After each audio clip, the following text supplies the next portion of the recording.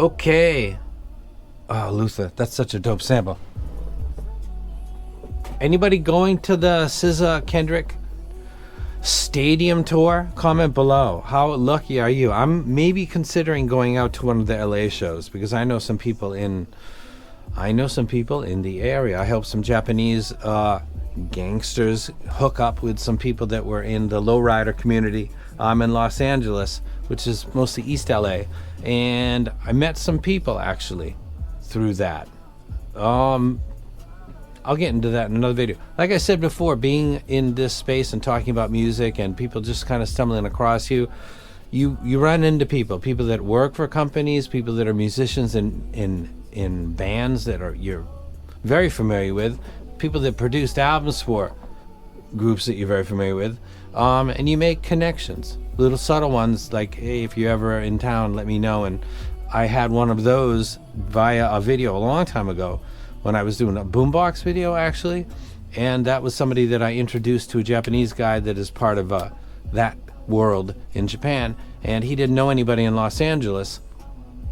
And I reached out to this person and said, I got a Japanese guy, he's totally plugged in, he's legit, he's third generation, but he doesn't know anybody over, and he really wants to make some connections because he's into the culture, which would be the Chicano culture, and he's into lowriders. And then they say, hook it up, and then it turns out that this guy is a person that does tattoos for some TDE artists. Just like the whole thing. It's a small world. But moving back into what we're talking about, if you are a subscriber to this channel, go ahead and comment below. The Elysian Noir is going to go with a 4.4 cable on. It's going to go to somebody that comments below this video and is a subscriber to this channel and to the unboxing channel. I can do that. You don't have to subscribe if you don't want to, because that's quid pro quo. But I'm just telling you what I do is I go look for comments. I pull them by a scraper, and then I use a random number generalizer or a general number, whatever. If there's 600 comments, I plug that in, and it generates a number between 0 and 600. And then I find that, and I just confirm that they're subscribed or not, and we go from there. And if they're not, then I move on. And if they're not, then I move on. And then at certain points, I sometimes just give up because I can't confirm if somebody's subscribed if they're hiding their subscriptions. So there's that. I did a video for a set called the Simgot ET 142. And I'm a fan of Simgot. You shouldn't be fans of companies, but like Mark at Superviews did, and I think he undersold the bias. There's so many levels of bias in this hobby. It's incredible. I like the brand. I like the way that they communicate with me. They don't do anything special for me. Though I do get early samples, which is what led to this problem. I did a video for the ET142 Planar, which also has a piezo, and I just totally stomped on it because I thought, what is going on here? As it turns out, the set that I was reviewing, I think was kind of a pre-release, get feedback from some influences before going to market. I believe that's what happened.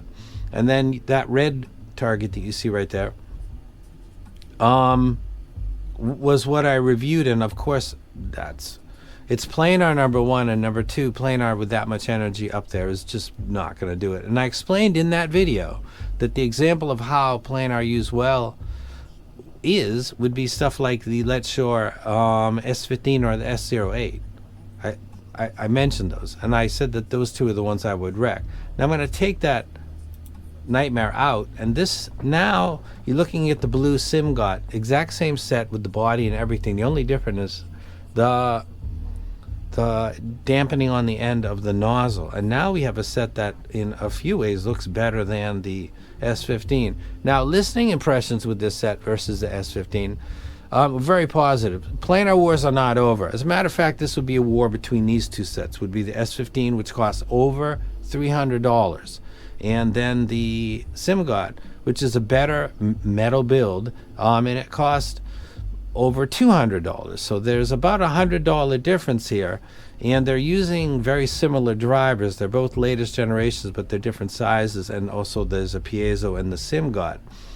So they're the latest of their tech, though not revolutionary. And the execution of the tuning now for the Simgot, and then listening to it by ear, I think it sounds really good. And full disclosure, because how can you go wrong when you do that? I don't know. I checked Linsol because I got a sample sent to me. They're not even listening to this right now. They had it up, they took it down, but somebody was like, "Did you get the filters, and what do you think about it now?" And who am I going to link to at the end of this video? I don't know if anybody even sells this, but I want to be on the record for what I think. So let's go ahead and talk about the low end. In the low end, drops like Big Boy Kill Jill. 808 synthesized hits, bass drops or inverted drops, which was made famous by the Beastie Boys and used still to this day. And a lot of tracks on the GNX album have the inverted bass hit, which is a boom, which is reversed and then put in the production. And it sounds like a that kind of stuff, this does really good. This has a little bit more sub bass than the Let's Show S15, but it's not enough to really point at and say it's better. But it is graphing, and my brain is telling me maybe that graph is accurate, but it's too close on there to really jump on. I think it sounds good. I think they both do that fairly well. As we get into 4 and 5 string bass guitars, the pulls, the plucks, the releases, the ringing of the string, I think that Planar does this instrument great, particularly as it's low end focus, but its harmonics and overtones do carry quite far along the frequency response scale, and Planar speed. It doesn't sound unnaturally fast. I think both of these sets do it good. I really can't pick one over the other. So we might get back later to say that there's $100 difference here, and the reason is what again? So in the bass guitar, there's not an issue. Bottom's kick drum is emphasized on both of these sets. It's a produced iconic moment from the bass drum kit, and it comes through a lot of times on sets that have bass that's a little less. It simply sounds like a kick drum, which you might think that sounds fine. Well, no, because it's an iconic produced kick drum, and the production of the kick drum is what makes it iconic. And if it simply sounds like a kick drum, you're not getting back what the people that made it and the people that reviewed it 50 years ago repeatedly in different magazines and their peers and YouTube videos done today. They refer to When the Levee Breaks in the intro on that 4th album. If it simply sounds like a kick drum, you're not getting back the accurate replay. This does that fine. So summarize the low end. I'm a big fan of Planar in the low end, and I think that Planar, a set that has a larger Planar that is dedicated to putting out below 250 hertz only and is elevated, and that's it, and then pass off the mids to some PAs, or DD, and the same with the treble, and you could do a decent hybrid. I really think Planar's least offensive with the etch is in the low end. It's fast, it can get back. It might sound slightly unnatural to some, but there's some ways that you can overcome that via the crossover and a couple other ways.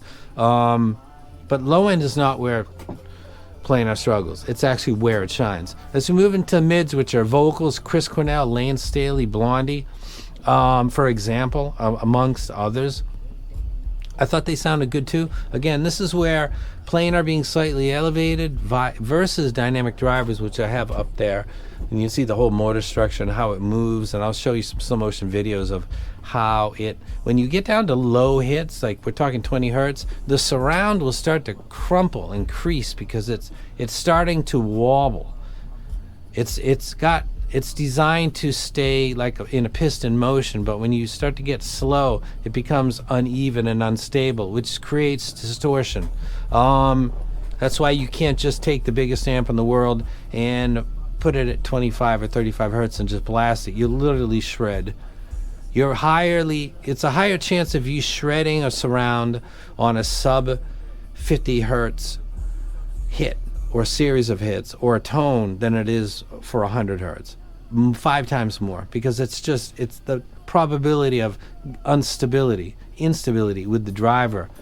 Look at slow motions, super slow motions of the surrounds and how they start to crease. It's fascinating. I'm going to start to use that, by the way. So vocals sound fine. As we move into what is essentially overtones and harmonics, cymbals, rides and crashes. a lot of energy up there. Guitars, electric and acoustic, with or without distortion pedals, which can do all kinds of things to harmonics, change them, all kinds of stuff. Distortion pedals are like production decks, actually. But with the stuff that they can put on, it's fantastic. But it does a lot of stuff and can sometimes be a little bit intense. Thinking like a Stevie Ray Vaughan solo versus Eddie Van Halen during the Diver Down days, like one of them would really get on your ears quickly, and the other, he could be on and off the pedals all throughout the track doing with 3 solos. I'm talking about Stevie Ray Vaughan. It's the pedals he's using. And then there's Tom Schultz from Boston, who literally made his own pedals, and then made them for other people, including Jeff Beck, I'm pretty sure.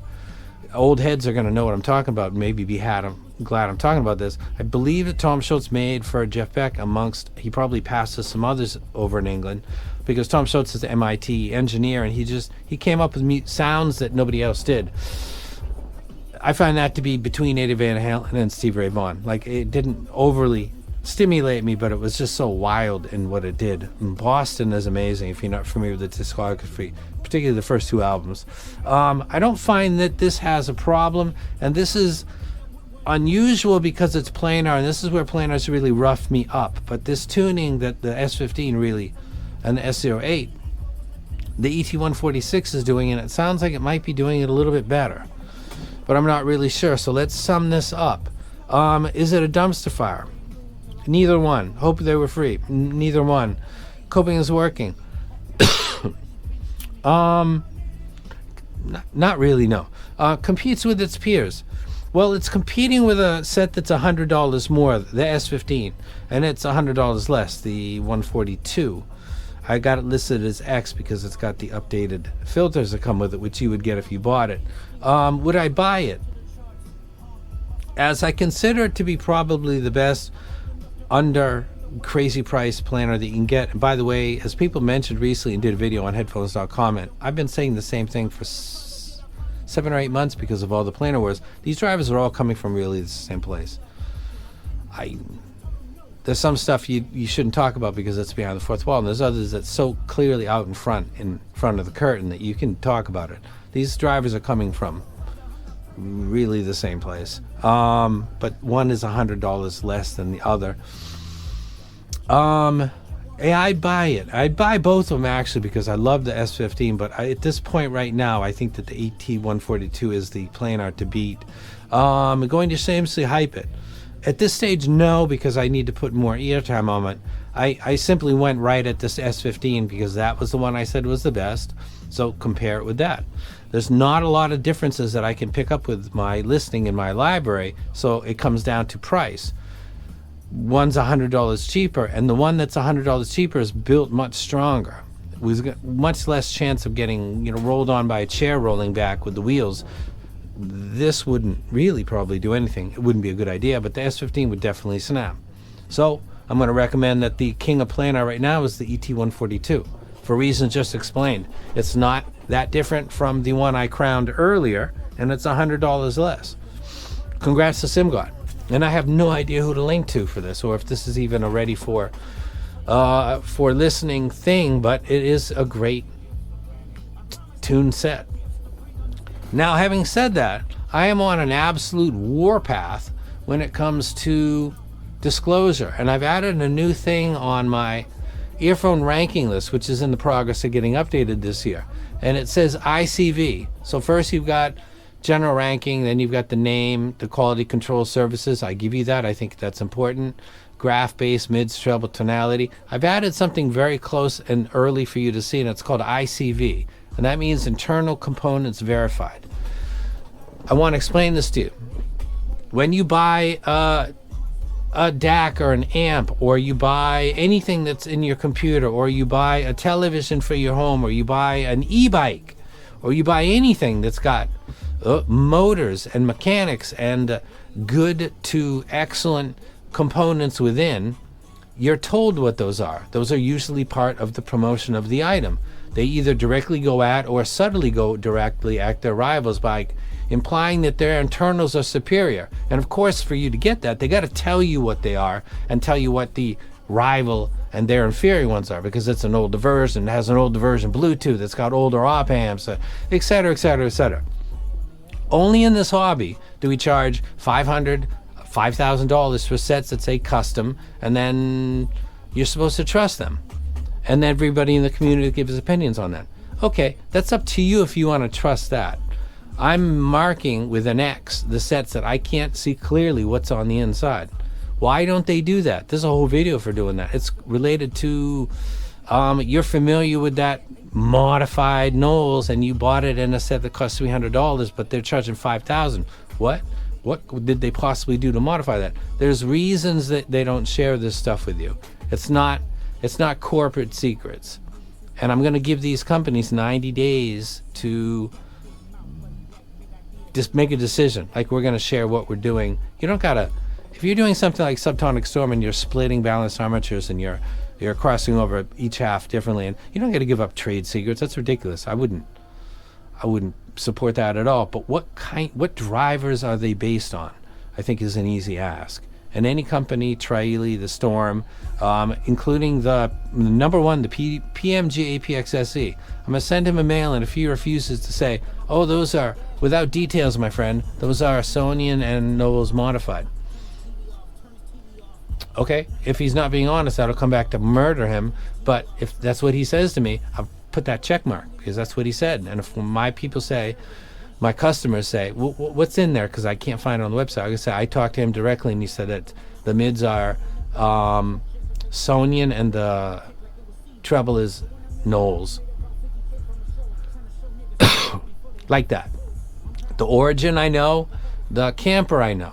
Love the Camper. The Camper is aging very beautifully, because I know every single driver, and I really do like Sonian, and I can see every white paper, and I can see everywhere that the Sonian intended for that to be placed along the frequency response graph. Some of those drivers are designed to handle the mid-bass to mids area. Others are clearly designed to handle the upper mids. Others are clearly designed to handle the upper mids or all the way to the upper treble, depending on how much dampening you apply. You can look, and with your brain, even limited experience, kind of put together where that should be placed, and then compare it to what Camper did. That should be standard for the hobby. 오! Ya tengo, ¿no? Dámale. ¡Uh! Ya te.